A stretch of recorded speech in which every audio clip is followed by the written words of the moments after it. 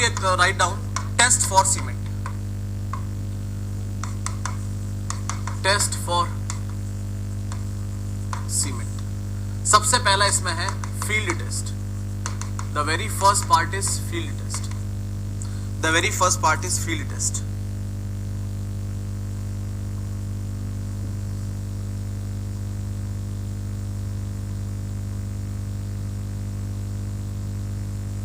The very first part is field test. अब ध्यान से देखना क्या है फील्ड टेस्ट. देखो मैं आपको बोल बोल के सारे बता देता हूं, फिर एक साथ लिख लेंगे. फील्ड टेस्ट का मतलब है, चलो मैं ऐसे शॉर्ट में लिख भी देता हूं. The very first field test कि it should feel smooth and uniform colour. Smooth and uniform colour. Smooth feel हो रहा है, इसका मतलब सीमेंट में इनफ अमाउंट ऑफ क्या है, फाइननेस है. और यूनिफॉर्म कलर हो रहा है, इसका मतलब उसकी मिक्सिंग क्या हुई है, बहुत ही अच्छे से हुई है. इसका मतलब आपको मिक्सिंग और फाइननेस के बारे में पता करना है. सीमेंट लो, हाथ में से रगड़ के देखो, आपको ऐसा पाउडर स्मूथ फील होना चाहिए. It should feel like smooth. ये हो गया. सेकंड बिकॉज सीमेंट की specific gravity, because the specific gravity of cement, because the specific gravity of cement is much higher than the specific gravity of water, because it's approximately 3.15. तो definitely cement will sink in the water. जब आप cement को डालोगे तो वो डूब जाएगी. It should sink in water. क्यों? Because सीमेंट ग्रेविटी, सीमेंट का स्पेसिफिक ग्रेविटी, सीमेंट के सॉलिड का स्पेसिफिक ग्रेविटी कितना होता है, 3.15 के आसपास होता है. 3.15 के आसपास होता है. तीसरा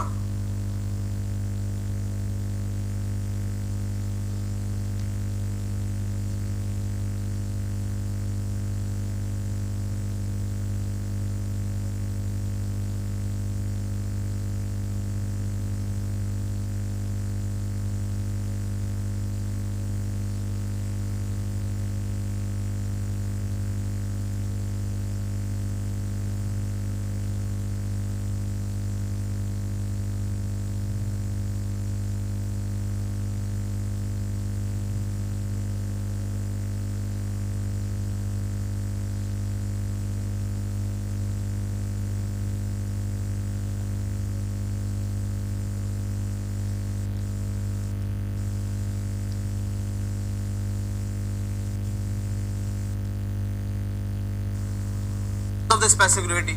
अब एक और चीज बताते हैं कि इफ यू या कह सकते हैं कि it should not feel warm and should not found air lumps in cement bag. इसका क्या मतलब है कि अगर आपने सीमेंट बैग में हाथ डाला और if you are feeling anything is warm, any warmness if you feeling, और if you are finding any air lumps, कुछ भी आपको लड्डू जैसा मिल रहा है, इट मींस वहां पे पहले से क्या हो रही है, हाइड्रेशन हो रही है. It means already hydration is going on. And who is responsible for that hydration? Already hydration हो रही है. Who is responsible for that hydration? कौन है उस हाइड्रेशन के लिए रिस्पांसिबल? पानी. ये पानी कहां से आया? We have not added the water. तो from where the water came? From the air moisture it came. It is known as air induced setting. It is known as what? Prehydration. इसी को हम prehydration या air induced setting, कि हमने setting नहीं करवाई, किसने सेटिंग करवाई? Air induced setting कहते हैं इसको. Air induced setting कहते हैं इसको. फोर्थ वन ये हुआ. फिर a thin paste should feel sticky. अगर एक पतला पेस्ट बनाए सीमेंट का तो चिपचिपा महसूस होना चाहिए. इसका मतलब ये चीज आपको क्या दिखा रहा है कि हाँ भाई सीमेंट के पास स्ट्रेंथ है, सीमेंट आपस में एक दूसरे को बाइंड कर सकते हैं.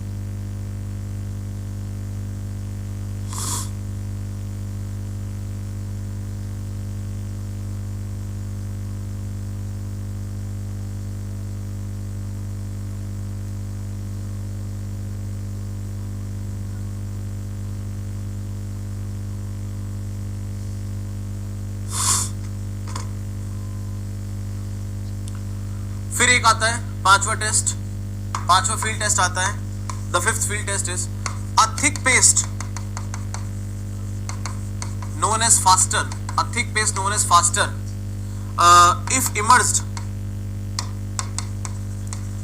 if immersed in water for 24 hours, it should not show any crack. एक थिक पेस्ट को एक सीमेंट के, screen is not visible,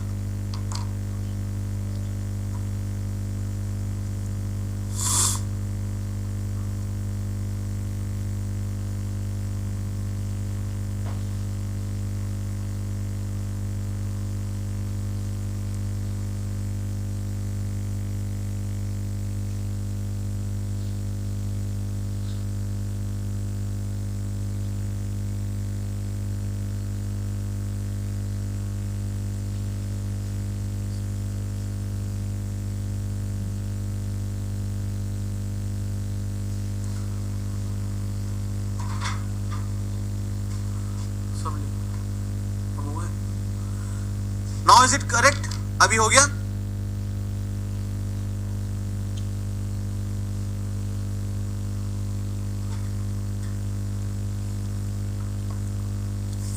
now is it correct? हो गया अभी?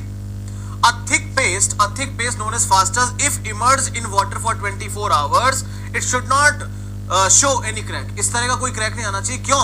Because जैसे ही अगर आपने एक थिक पेस्ट बना के पानी में डुबोया, if you immerse in water, now the free lime in the cement will start reacting with water, and if the free lime is there, unsoundness आएगी. unsoundness की वजह से क्या आ जाएगी? क्रैक आ जाएगी. It means ये क्या शो करता है? ये क्या शो करता है? Free lime. What it is showing? Free lime presence.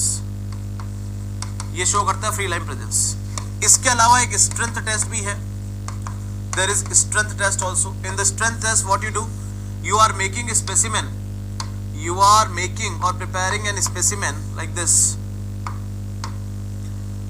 और ये आप लगाते हो दो सपोर्ट यहाँ पे. Specimen you are preparing of amount of size 25 mm, and length is 200 mm. Length is 200 mm. It should set or it should place over two supports having the distance of 150 mm.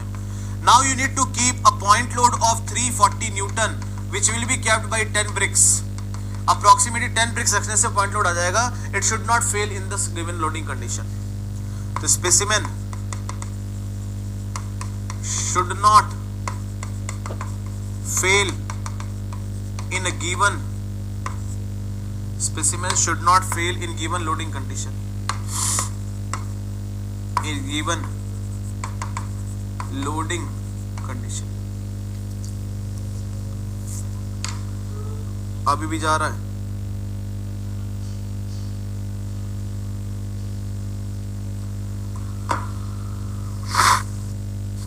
देखना एक बार इनका अभी भी जा रहा है.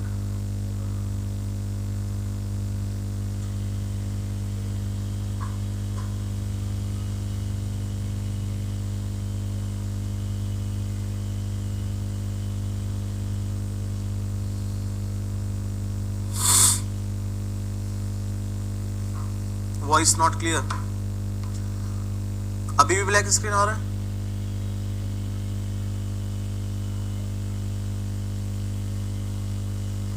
Repeat 5 and 6 point.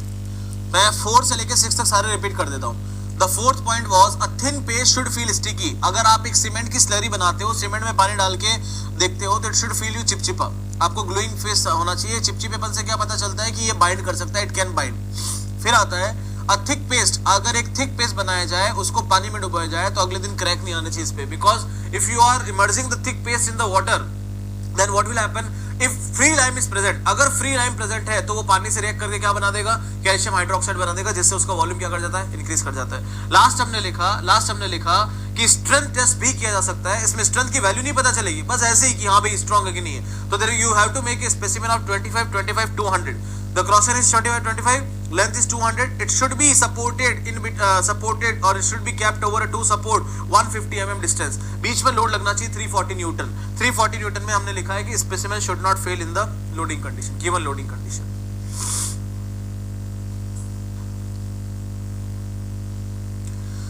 यहां तक ठीक है?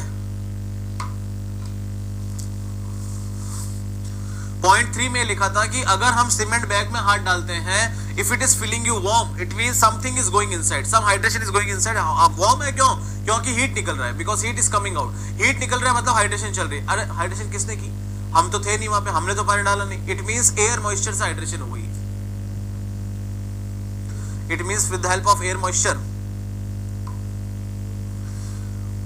आपकी आवाज समझ नहीं आ रही है अभी भी। ओहो,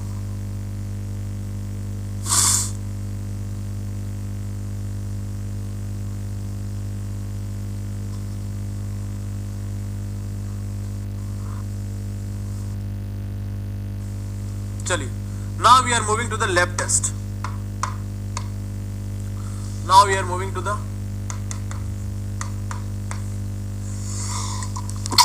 sorry, lab test.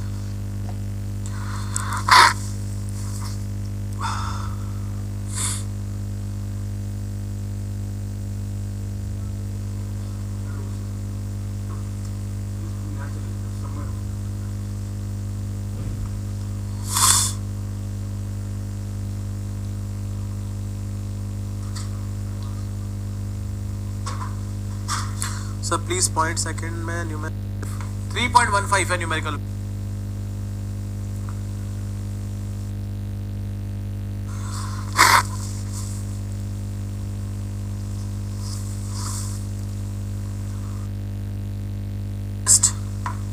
We are moving to the lab test.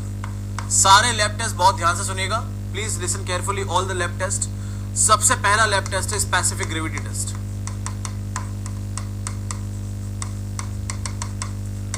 Specific gravity test, वो पेन ड्राइव लेके आ। Specific gravity test, the very first test is specific gravity test.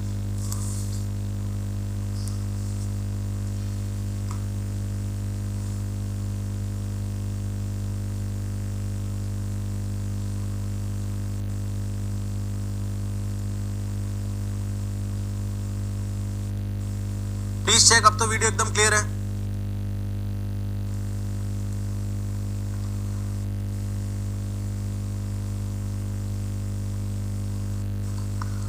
अभी वीडियो क्लियर आ रही है ना? चलिए, स्पेसिफिक ग्रेविटी टेस्ट। अच्छा, specific gravity test पढ़ा तो ना हूं मैं, आप उससे पहले एक काम और कर सकते हैं। एक ग्रुप है बिल्डिंग मटेरियल्स मेडिसी करके, बिल्डिंग मटेरियल मेडिसी। इस ग्रुप को आप ज्वाइन कर लीजिए, इस ग्रुप को आप ज्वाइन कर लीजिए टेलीग्राम पे। There is a group, join this.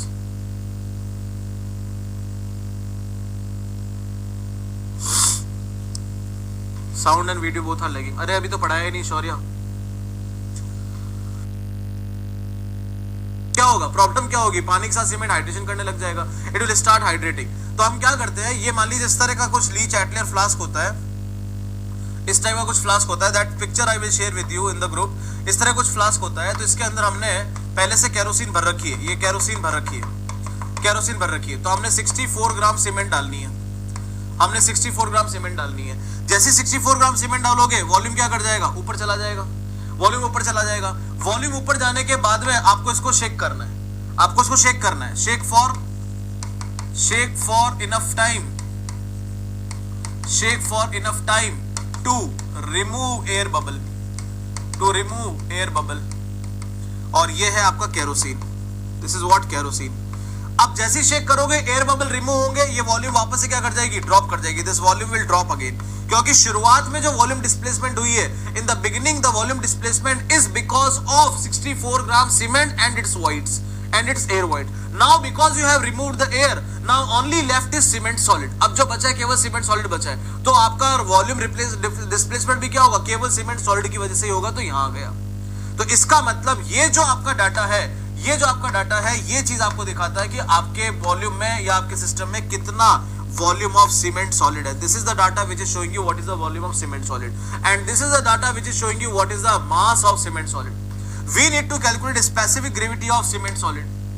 Right now we can calculate mass of cement solid divided by volume of cement solid into gamma W. It means we into gamma of kerosene, gamma of kerosene. Because right now we are having what? Kerosene. If you want to convert it if you want to convert it into the into terms of water तो हमको क्या करना पड़ेगा, MCS divide by VCS, इसको क्या करना पड़ेगा, GK gamma W into GK, specific gravity of kerosene से मल्टीप्लाई करना पड़ेगा, क्योंकि स्पेसिफिक ग्रेविटी ऑफ केरोसिन क्या होता है, density of kerosene divide by gamma W।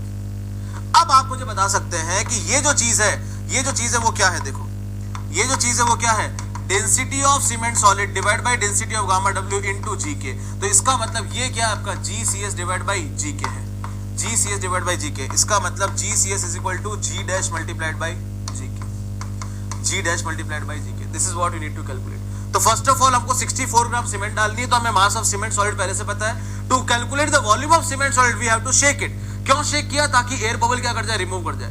पहला जो वॉल्यूम डिस्प्लेसमेंट आई है, initial volume displacement is because of the solid and air void both.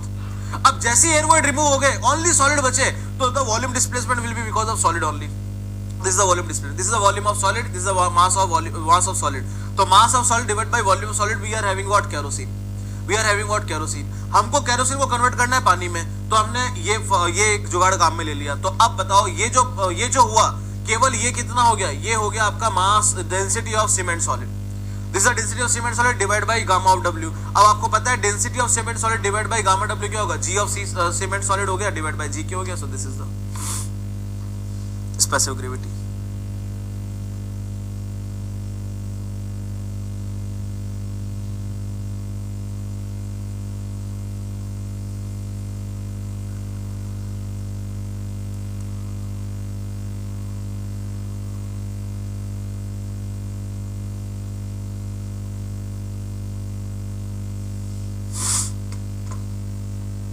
ठीक है, चलो ये specific gravity test, this is what specific gravity test.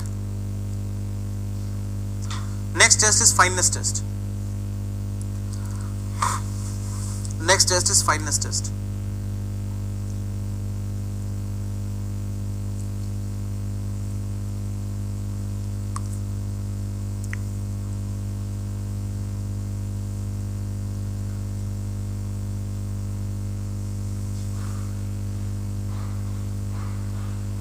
Next test is fineness test. बढ़े आगे।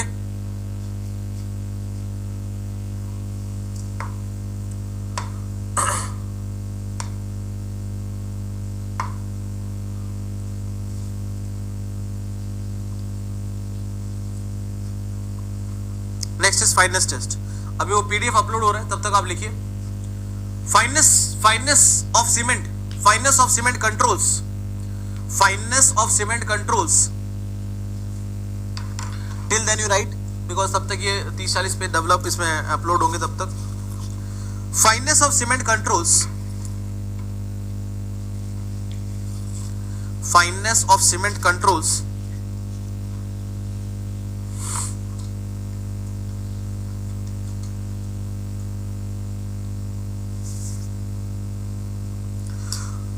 rate of hydration, rate of hydration, rate of hydration, rate of hydration.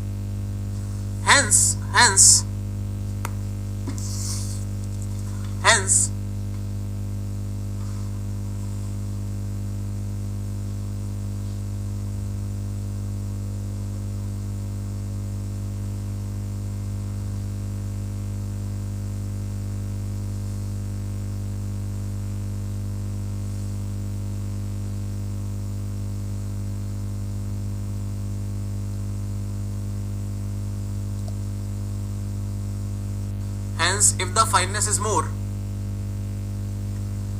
it increases, it increases. If the fineness is more, it increases.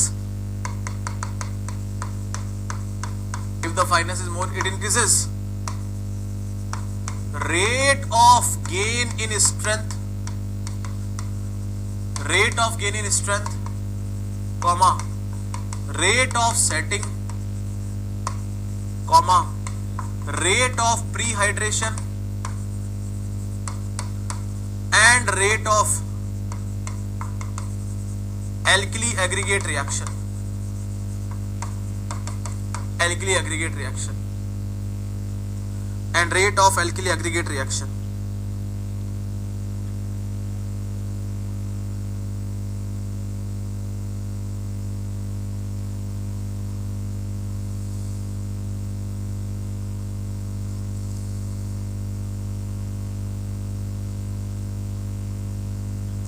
अब समझते इसका पूरा बात का मतलब क्या है। इस पूरी बात का मतलब यह है कि अगर आपने फाइननेस बढ़ाया तो हाइड्रेशन का रेट या जो भी सीमेंट की जो रिएक्शन होती है, सीमेंट की जो पानी के साथ रिएक्शन है, उसका रेट बहुत ही एक्सेस इंक्रीज कर जाता है।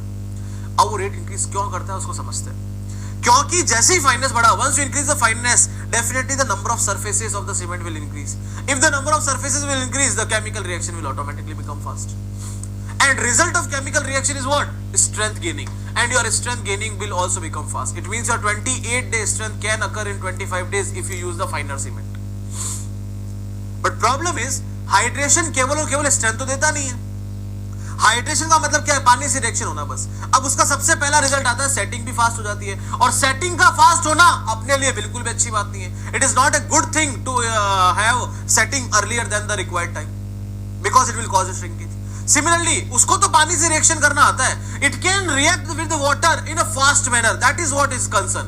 ये जल्दी रिएक्ट करता है पानी से, तो भैया अब उसको तो cement does not know who is putting the water, you are putting the water और air is putting the moisture, वो तो रिएक्ट कर जाएगा। इसका मतलब जो सीमेंट 3 महीने स्टोर कर सकते हैं वो स्टोर ही नहीं हो पाएगी, क्योंकि फाइननेस ज्यादा है। अब क्योंकि सरफेसेस ज्यादा है तो एल्किली ज्यादा है, एल्किली ज्यादा है तो एल्किली एग्रीगेट रिएक्शन भी ज्यादा है। तो एक बस ये फायदा हुआ आपको, this is what benefit, remaining all are what losses of having fineness. But हां, इसको कंट्रोल कर सकते हैं। These all losses can be controlled. Why? अगर आपका सेटिंग फास्ट हो रहा है, आप क्या करो, जिप्सम थोड़ा ज्यादा डाल दो, ताकि सेटिंग क्या कर जाएगा, डिले कर जाएगा। अगर आपका प्री हाइड्रेशन का डर है तो आप ऐसे केमिकल मिलाओ जो आपको प्री हाइड्रेशन से रोक सकते हैं। कुछ ऐसे एडिटिव आते हैं, मैं आपको बाद में लिखा दूंगा। अगर आपको एल्किली एग्रीगेट रिएक्शन का डर है, if you are having a fear of alkali aggregate reaction, so alkali को स्टॉप नहीं कर सकते, पसीने को निकलने से नहीं रोक सकते, but you can use the better quality of shirt. It means you can use the aggregate of better quality which will not allow to alkali to enter inside. तो ये नुकसान है, तो इनसे बचने के तरीके भी हैं, क्योंकि इन नुकसान के सामने जो बेनिफिट है ना, वो सबसे बड़ा है। भाई सिलेक्शन आपका श्योर है एसएससी में, यहां से नुकसान क्या है? 8 घंटे की क्लास है यार, तो 8 hours you have to bear a voice of a person. वो नुकसान है, लेकिन उस नुकसान के बाद में सक्सेस है ना, इसलिए तो यहां हो। आई बात समझ में? All the points are clear or not?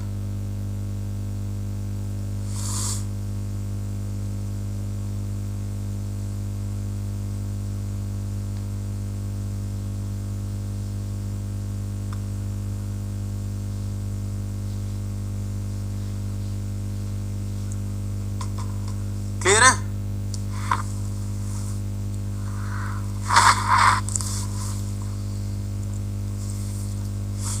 अब इस फाइननेस को टेस्ट कैसे करते हैं? फाइननेस को टेस्ट कैसे करते हैं? तो शुरुआत में टेस्ट करते थे सीव टेस्ट से।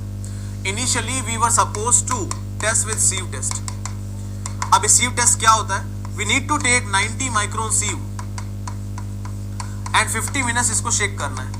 90 माइक्रोन सीव को शेक करना है। 90 माइक्रोन क्यों? क्योंकि size of the cement particles is lesser than 90 micron. अब इसके ऊपर 10% रिटेनिंग आ जानी चाहिए और 90% इससे क्या हो जानी चाहिए? पास हो जानी चाहिए। ये टेस्ट है। If 90% passes from here and 10% retaining, it means your test is fulfilled.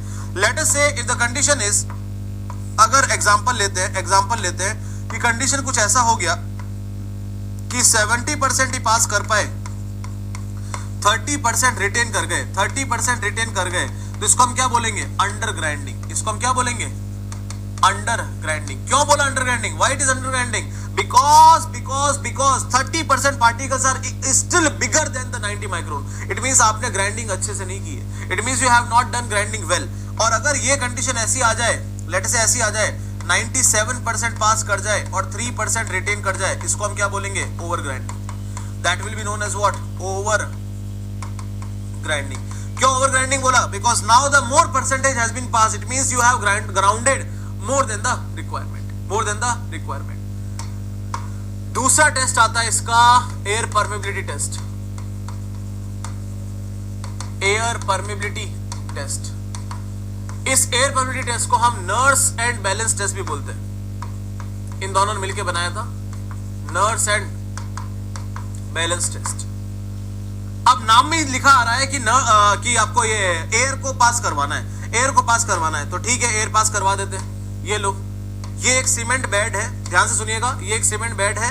Cement bed है और इसके अंदर ये सीमेंट के पार्टिकल्स है, इसके अंदर ये सब सीमेंट के पार्टिकल्स है। These all are the cement particles inside this, these all are the cement particles inside this. अब जैसे ही मैं इसके अंदर एयर पास करवाता हूं, once I will pass air in this with H1 head, with H1 head, I will have the head of H2 here, and H2 is definitely less than what H1, जिसको हम बोलते हैं क्या, head loss.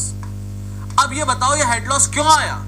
Because the particles are putting the friction, or I can say frictional resistance of the particle is resulting in head loss. ये head loss क्यों आया? Due to frictional resistance, due to frictional resistance of cement surfaces, of cement surfaces। अब आप सोचो, now you think about it, अगर मैंने fineness बढ़ा दिया, if I increase the fineness, it means number of surfaces will be more. If the number of surfaces will be more, it means specific surface area, it means specific surface area will increase। और अगर specific surface area increase हुआ मतलब कि resistance क्या कर जाएगी, increase कर जाएगी, और रेजिस्टेंस अगर इंक्रीज कर गई तो हेड लॉस क्या कर जाएगा, और इंक्रीज कर जाएगा। इसका मतलब फाइननेस ज्यादा हुई तो हेड लॉस भी क्या आएगा, ज्यादा आएगा। इसका मतलब हेड लॉस आपको क्या दिखा रहा है, फाइननेस दिखा रहा है, या हेड लॉस ये फाइननेस क्या दिखा रहा है, स्पेसिफिक सरफेस एरिया दिखा रहा है। और स्पेसिफिक सरफेस एरिया जो ओपीसी का है, for OPC it must be 2250 centimetre square per gram. क्या होता है specific surface area? What do you mean by specific surface area? It is the surface area per unit weight या surface area per unit volume. तो हमने पर unit wait में कर लिया, वी हैव टेकन इन पर यूनिट वेट।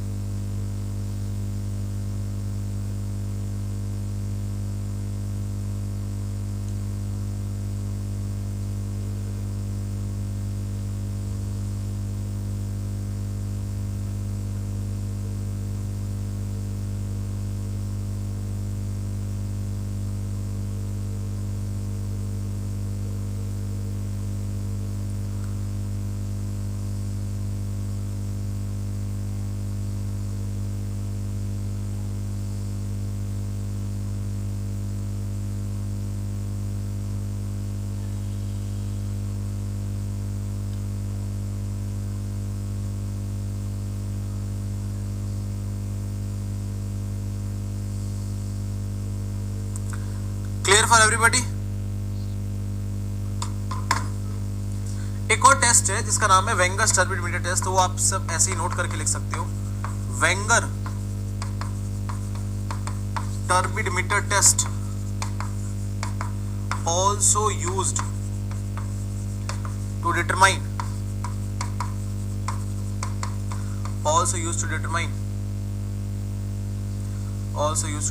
क्या?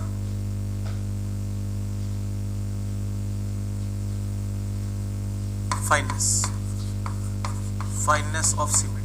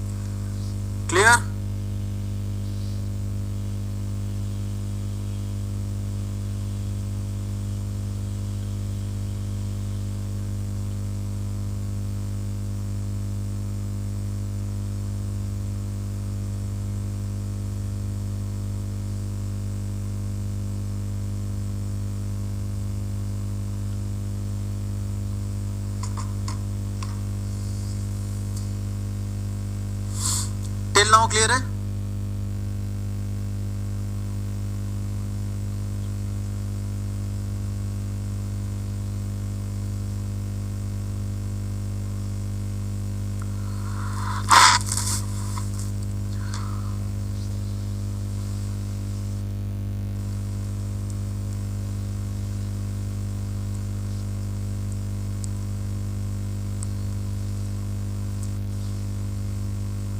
जितना हेड लॉस आएगा इसमें उतना ही आपका फाइननेस ज्यादा है। बस हेड लॉस और फाइननेस का रिलेशन है, हाइट नहीं है, हेड लॉस है।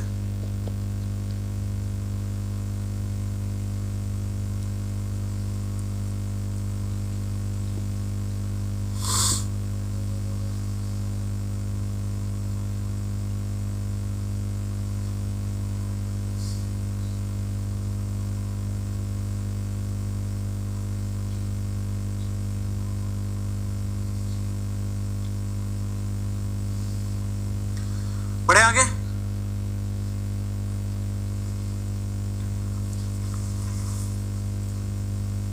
Can we proceed now? चलो, now we are going to check very very important 3 series of the test. 3 एक जैसी सीरीज है। Consistency test, consistency test. I will explain this entire consistency test with this picture. उसी में आपको सारी चीज समझ में आ जाएगी, फिर मैं एक आपको पूरा कंक्लूजन करके बता दूंगा। So this is what our wicket apparatus. This is our wicket apparatus. तो आप कंसिस्टेंसी टेस्ट हेडिंग लगा के आप लिख सकते हैं। सबसे पहला तो क्या करते हैं, विकेट apparatus लेते हैं, विकेट apparatus। अब ये है भाई साहब आपका विकेट apparatus। ये विकेट apparatus का मोल्ड है जिसकी हाइट होती है 40 mm और जिसका विड्थ होता है 80 mm के आसपास। ठीक है। Now you have to keep the cement in this. You have to keep the cement in this of 300 gram plus minus 0.3% error के साथ में आपको सीमेंट डालनी है। Cement plus water, water bracket लिख देता हूं, start with 24%, start with 24% by weight of cement, by weight of cement. Means what you need to do, you have to take 300 gram cement and in that you have to add 24% of the water and mix all of them, mix them. और क्या कहते हैं, mix 3 to 5 minute, 3 से 5 minute के लिए mix करो और इस मोल्ड को इससे फिल कर दो। बढ़िया से मिक्स करके सभी को इसको फिल कर दो। Now you have to keep this entire mould over here, now you have to keep this entire mould over here. This mould looks in this way, this mould you will put here. Now in this wicket apparatus we will keep this plunger, we will keep this plunger, this plunger।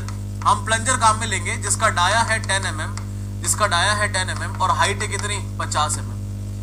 We will keep this plunger over here and we will leave the needle. यहाँ से हम इसका liver छोड़ेंगे। जैसे liver छोड़ेंगे, what will happen? This will come inside. This plunger will penetrate inside and once the plunger will penetrate, अब सोचो 24% water है, let us say plunger बहुत थोड़ा सा penetrate किया। अगर मैं इसको और गीला बना दूं, if I put more water over here, if I put more water in the cement paste, it means it will become more plastic. It means penetration will be more. ये ज्यादा गीला हो जाएगा, पेनिट्रेशन और ज्यादा आएगी, और गीला होगा और पेनिट्रेशन आएगी।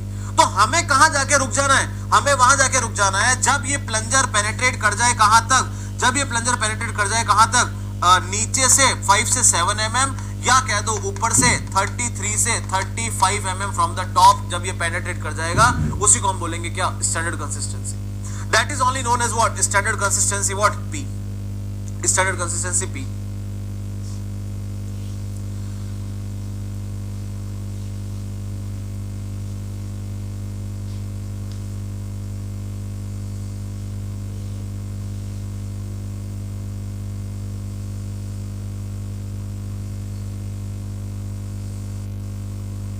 समझ में आ गया आपको? सर डीपी टेस्ट करने में केरोसिन उसका कोई वो नहीं है सिग्निफिकेंस, कुछ भी एमएल। चलो, इसका मतलब हमने विकेट apparatus में या फिर इस टेस्ट में हमने क्या सीखा, स्टैंडर्ड कंसिस्टेंसी टेस्ट में हमने क्या सीखा। We will take Vicat apparatus, we will take wicket apparatus 300 gram plus minus 0.3% cement,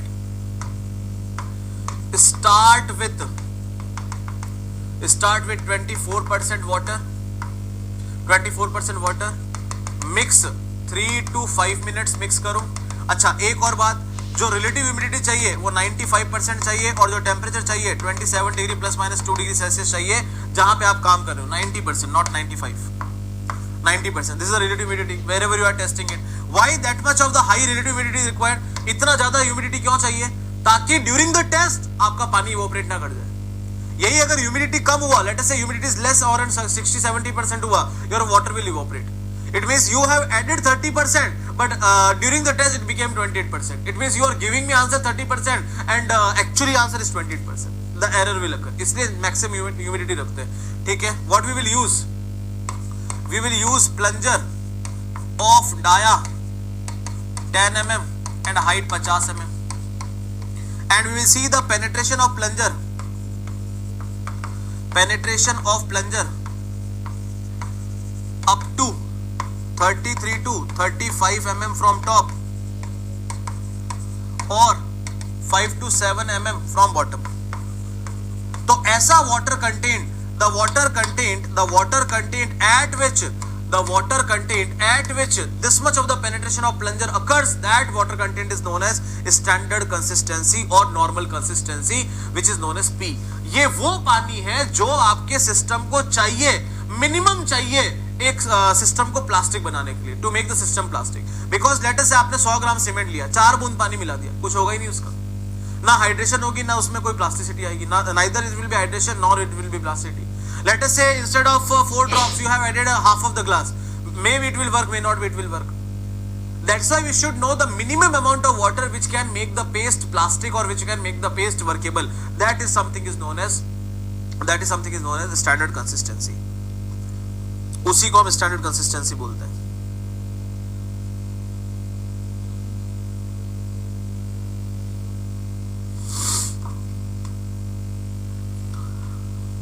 उसी को हम स्टैंडर्ड कंसिस्टेंसी बोलते हैं. अब अगला टेस्ट यहीं पे हो रहा है. In the same apparatus we are going to solve initial setting time test. We are going to do initial setting time test. करना कुछ नहीं है, सब कुछ सेम रखना है. Everything is same, everything is same, similar thing, everything is same. जैसे कि यहां पे एज इट इज में लिख देता हूं, सब कुछ सेम है. बस ओनली क्या करना है, यहां चेंज है, यहां चेंज है. क्या चेंज है? Make paste of 0.85 P consistency. इसका मतलब आईएसटी टेस्ट को परफॉर्म करने से पहले what you need to do, IST test को परफॉर्म करने से पहले आपको क्या करना पड़ेगा, आपको कंसिस्टेंसी, स्टैंडर्ड कंसिस्टेंसी निकालना पड़ेगा. स्टैंडर्ड कंसिस्टेंसी निकालना पड़ेगा.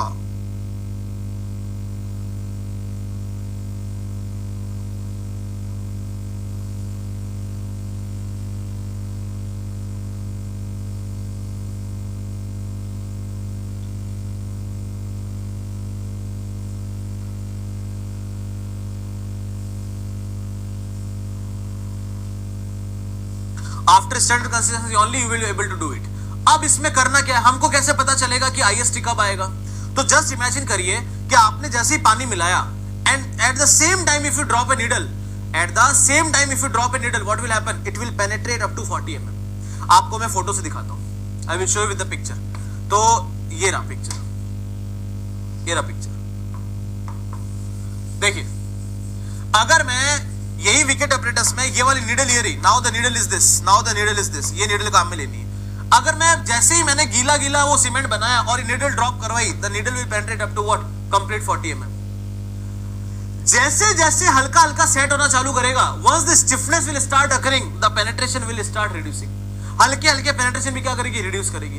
And once the penetration will reduce, that is only our part of concern, वही अपना पार्ट ऑफ कंसर्न. और हमें पूरी पेनिट्रेशन रिड्यूस नहीं करनी, हमें देखना है कि पेनिट्रेशन रिड्यूस होना स्टार्ट हुई कि नहीं हुई. It means at the time at which this penetration will become 35 mm from top, not 40 mm, 35 mm from top, that is known as what, IST. उसी को हम क्या बोलते हैं, आईएसटी बोलते हैं. आरएच का मतलब है relative humidity.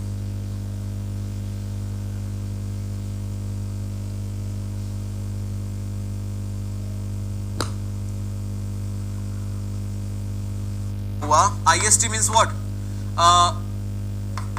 Time at which needle of 1 mm size, square needle of 1 mm size is able to penetrate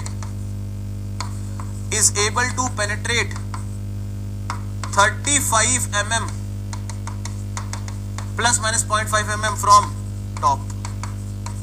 top, इसका मतलब अभी सीमेंट ने स्टिफनेस गेन करना चालू किया है। Cement just started gaining the stiffness, तभी तो बस पेनिट्रेशन थोड़ा सा ड्रॉप हुआ है। यही चीज अगर आप 3 घंटे बाद देखोगे तो पेनिट्रेशन आपकी 2 mm आ जाएगी, 3 mm आ जाएगी। It means what I can say, at IST cement starts losing plasticity. Cement ने बस स्टार्ट किया ही है क्या, प्लास्टिसिटी को लूज करना, स्टार्ट किया ही है प्लास्टिसिटी को लूज करना, प्लास्टिसिटी को लूज करना।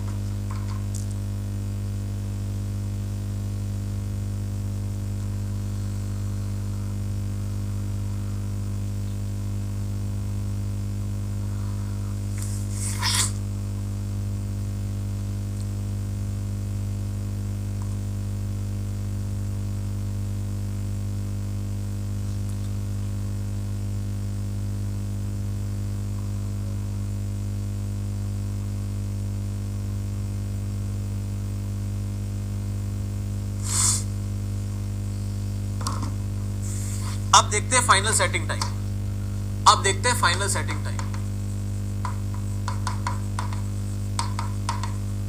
Final setting time. अब देखना फिर से सब कुछ वही सेम टू सेम, यहां वाला कॉपी मार सकते हैं बिल्कुल एज इट इज। इस बार तो आपको पानी भी उतना ही रखना है 0.85 p, क्योंकि जो चीज यहां पे आपको इनिशियल सेट कर रही है वही आगे चल के फाइनल सेट करेगी, तो सब कुछ सेम है, ठीक है, सब कुछ सेम है। अब काम में क्या लेते हैं उसको देखना है। Now what we will take in the use that we will see. देखो यहां पे आ गया, ये रहा। Now we will use this, ये एनुलर कॉलर बोलते हैं इसको, एनुलर कॉलर। इसको जूम करके देखना, ये वही नीडल है, नीचे क्या लगा दिया, बस एक कॉलर लगा दिया, the same needle with the collar. अब करना क्या होता है, now you are going for the final setting time. Final setting time का मतलब you need the complete stiffness, आपको चाहिए कि स्टिफ हो जाए, व्हाट यू वांट कि स्टिफ हो जाए। तो सोचो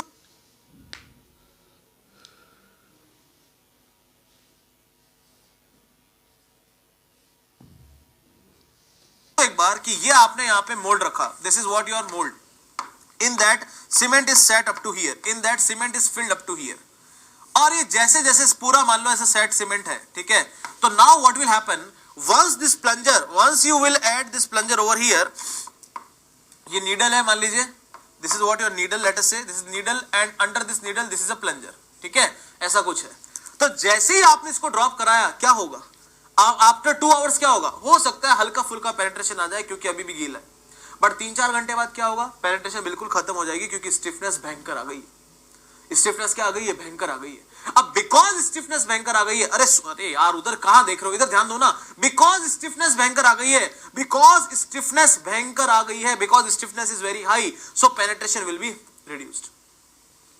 और जैसे ही पेनिट्रेशन रिड्यूस हो गया क्या होगा, जैसे ही पेनिट्रेशन रिड्यूस हो गया क्या होगा, अब आपको सिर्फ और सिर्फ इसका निशान मिलेगा, you will find the impression of this annular corner over the cement particle और सीमेंट सरफेस। और मुझे इंप्रेशन नहीं देखना है, मुझे यह देखना है कि ऐसा समय जब केवल और केवल नीडल का इंप्रेशन बने, बाकी किसी का नहीं, क्योंकि आपका एनुलर कॉलर है इस तरह का, ये 5 mm डायमीटर है। तो होगा क्या, 4 घंटे बाद आप देखोगे तो ये पूरा का पूरा निशान आपको दिखाई देगा, इसका भी और इसका भी। 6 घंटे बाद आप देखोगे, after 6 hours if you start seeing, after 6 hours if you start seeing, आपको हल्का हल्का ये निशान धीरे धीरे कम होता हुआ नजर आएगा, लेकिन नीडल तो एज इट इज रहेगी। 8 घंटे बाद ये और डिसअपीयर होगा, नीडल अभी भी नजर आएगी। 10 घंटे बाद तो ये लाल वाला निशान पूरा ही क्या हो जाएगा, डिसअपीयर हो जाएगा, ओनली नीडल ही बस इंप्रेशन बना पाएगी। इसको बोलते हैं फाइनल सेटिंग टाइम। आप सोचो ना, अगर मैं ये पेन को यहां से फेंकता हूं दीवार पे, और अभी भी अगर इस पेन का निशान बन रहा है दीवार पे पूरा ऐसा गोल, entire circle is let us say impressing over there, putting impression over there, it means that cement is गीला ना, it is that still it is wet. But if I throw from this knob, then it will make impression all the time. आज भी, कल भी, हमेशा भी, क्योंकि 0 point contact है। आप सोचो ना, घर के बाहर जब आपकी सीमेंट की सड़क बनती है, outside your house let us say any cement road is getting formed, तो आपको पापा क्या बोलते हैं, बेटा बाहर नहीं जाना, हाँ गलती से बाहर नहीं जाना, क्योंकि गीला है वो। And if you go outside, your complete impression of your leg will be there. देखा आपने, कुत्तों के पैर हमेशा बने रहते हैं, इतना बड़ा बड़ा पैर अंदर घुसा हुआ बना रहता है, क्योंकि आपको तो समझा दिया पापा ने, उनको कौन समझाएगा कुत्तों को? They will not understand, they will move over it. So you can find the big patches over the road. But उनके आपके सबके नाखून के निशान वो तो कभी बनेंगे, वो तो हमेशा ही बनेंगे, क्योंकि 0 पॉइंट कॉन्टेक्ट है ना, बिकॉज 0 पॉइंट कॉन्टेक्ट है। इसका मतलब हम ये लिख सकते हैं एफएसटी में, एफएसटी में हम ये लिख सकते हैं, एफएसटी में हम ये लिख सकते हैं, time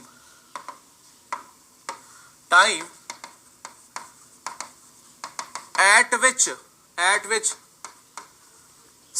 only central needle of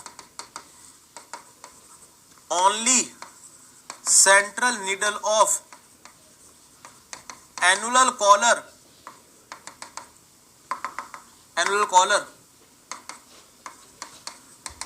will make impression over surface। ये कॉलर यहां बना दो, इसका डाया है 5 mm, 5 mm, dia is 5 mm। तो ये बताओ इस सिचुएशन में what about the plasticity? Plasticity अभी भी बची है कि खत्म हो चुकी है? अब पूरी की पूरी प्लास्टिसिटी लूज हो चुकी है, पूरी प्लास्टिसिटी लूज हो चुकी है। इसका मतलब हम ये लिख सकते हैं कि at FST cement loss, completely lost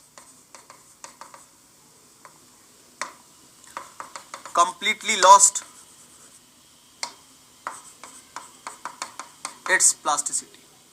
जो ओपीसी के लिए जो आपका आईएसटी है उसको कहा गया है 30 मिनट्स के आसपास, और ओपीसी के लिए जो आपका एफएसटी है उसको कहा गया है करीब 600 मिनट या 10 घंटे के आसपास, करीब 600 मिनट या 10 घंटे के आसपास।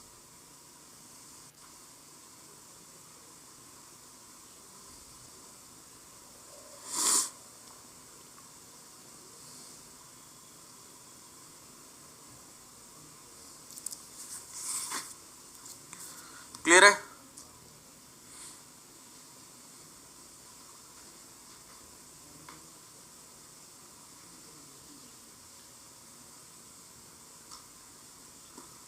Things are clear up to here?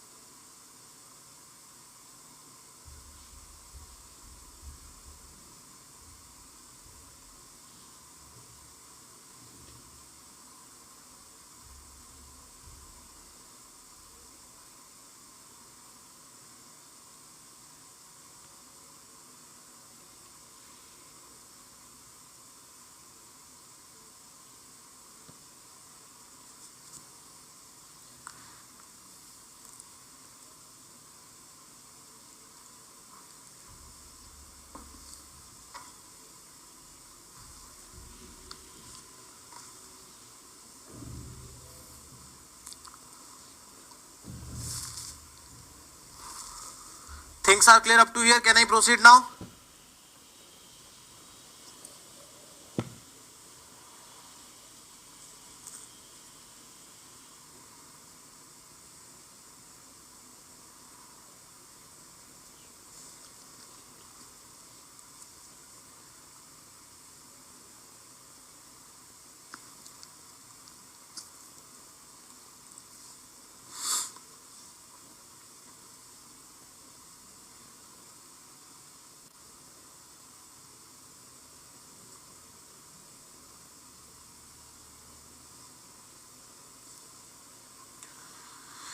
Standard consistency value you need to find, कोई फिक्स नहीं होता है, it's not always fix, generally 30 से 33% तक आता है, generally it is 30 to 33%.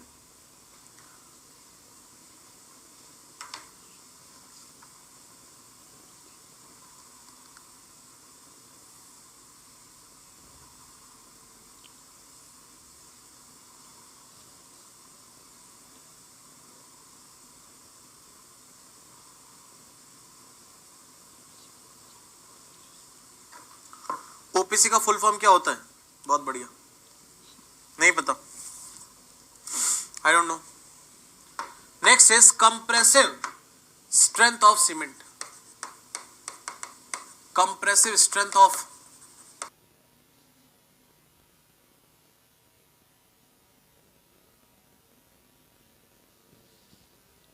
Cement बहुत इंपॉर्टेंट है. For this we have to prepare more.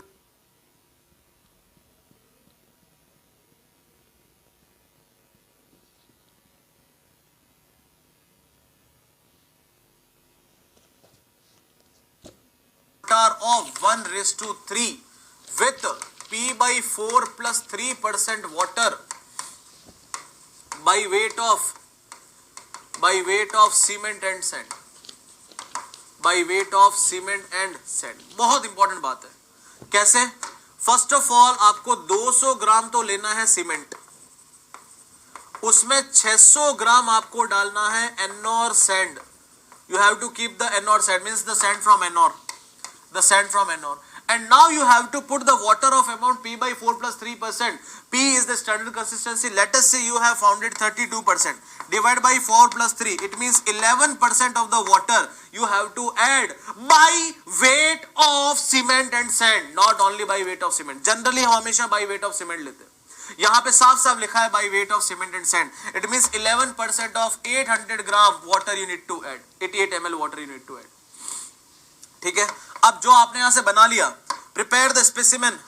अब जो आप यहां पे प्रिपेयर बनाएंगे cube, prepare cube of size 70.7 mm, मतलब तीनों साइड से 70.7 mm के आसपास का साइज आना चाहिए. Now we will put it for 24 hours for setting. अब उसको 24 आवर्स रख दो सेटिंग के लिए, उसके बाद उसको पानी में डाल दो क्यूरिंग के लिए.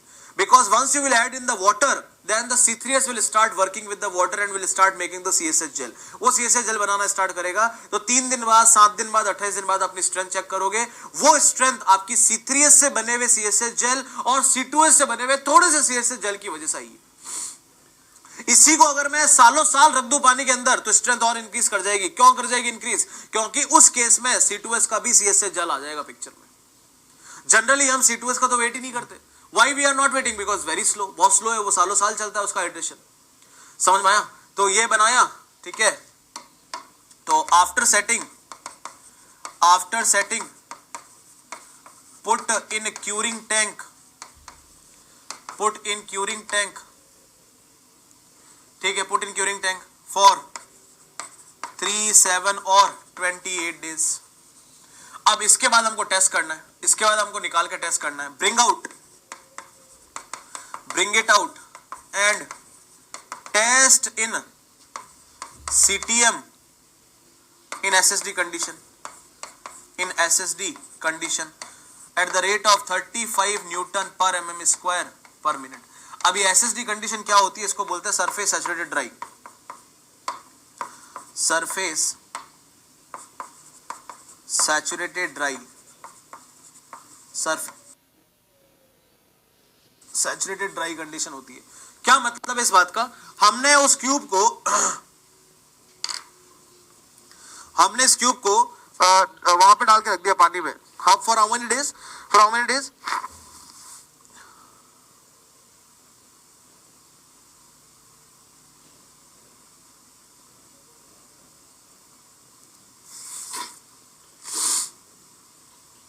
We have kept the cube over there for 3, 7 or 18 or whatever the days required.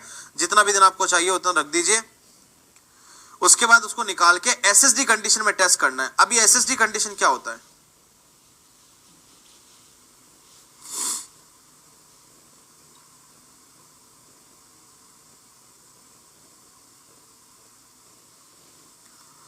ये SSD कंडीशन क्या होती है वो हमको सीखनी पड़ेगी. SSD कंडीशन इज समथिंग कि आपको क्या करना है, once you will add something in water, जैसे आप पानी में कुछ ऐड करोगे उसके बाद 28 डेज के बाद आप निकालोगे, once you bring it out after 28 days, once you bring it out after 28 days,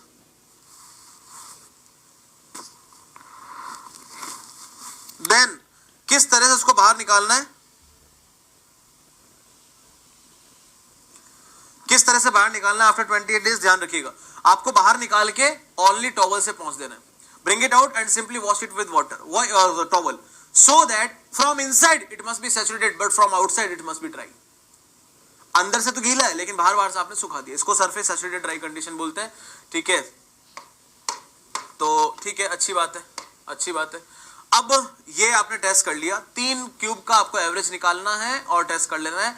10% ज्यादा वेरिएशन नहीं आनी चाहिए, मतलब कि अगर आपका आंसर 30 आ रहा है तो सारे आपके 3 के 3 क्यूब 27 से 33 के बीच में रहने चाहिए, should not be more than 10% of the variation. अब इसका जो रिजल्ट आता है वो कैसे आता है ये देखते हैं। Example, OPC 33, OPC 43, OPC 53। ये जो 33, 43, 53 है, ये तीनों के तीनों क्या है, ग्रेड है। ये 28th डे का स्ट्रेंथ है, 28th डे स्ट्रेंथ है किसी भी OPC का। ठीक है, अगर मैं OPC 33 का एग्जांपल ले लूं, if I take the OPC 33 example, then third day approximately 50% strength should be achieved. 7 days में approximately 67% strength should be achieve and 28 days में approximately 100% strength should be achieve. इसका मतलब approximately 33 newton per mm square will be achieved in 28 days, approximately 22 Newton per mm square will be achieved here and approximately 16 Newton per mm square will be achieved in 3 days। इसको मैं approximately half बोल सकता हूँ, approximately 2/3 बोल सकता हूँ, इसको approximately 1 बोल सकते हैं proportion wise। क्या ये actually 100% strength है? Not at all, नहीं है। क्यों नहीं है? क्योंकि अगर ये 100% ये 100% इसलिए नहीं है because if you put for more than 28 days in the water then C2S will also come into the picture, और जैसे C2S पिक्चर में आया हो गया खत्म काम। Now the strength will increase. It means it is not actually 100% strength. But the very unique thing कि जो strength आपको 3 दिन में ही 50% मिल जा रही है, within 3 days you are getting 50%. You have to wait more 25 days to achieve the remaining 50%. आपको बाकी strength 25 days के बाद मिलेगी, क्योंकि rate of hydration हमेशा धीरे धीरे समय के साथ क्या होती है, कम होती रहती है।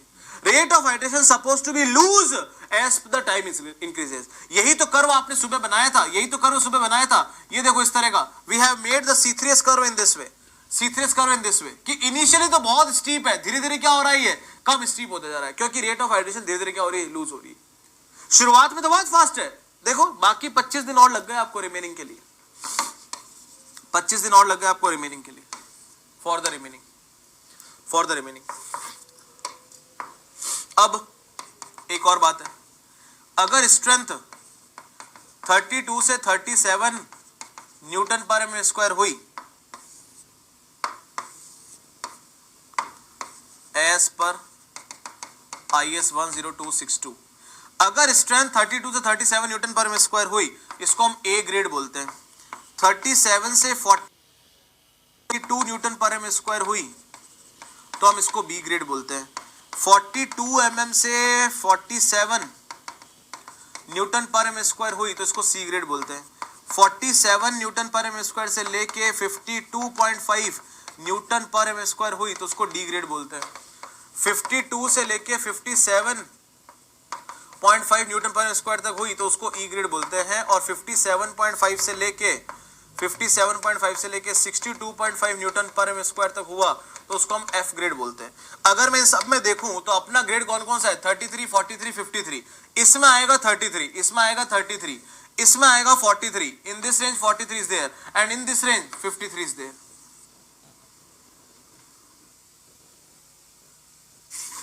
तो OPC IS कोड 10262 के अकॉर्डिंग हमारे पास में A, C और E ग्रेड का सीमेंट है।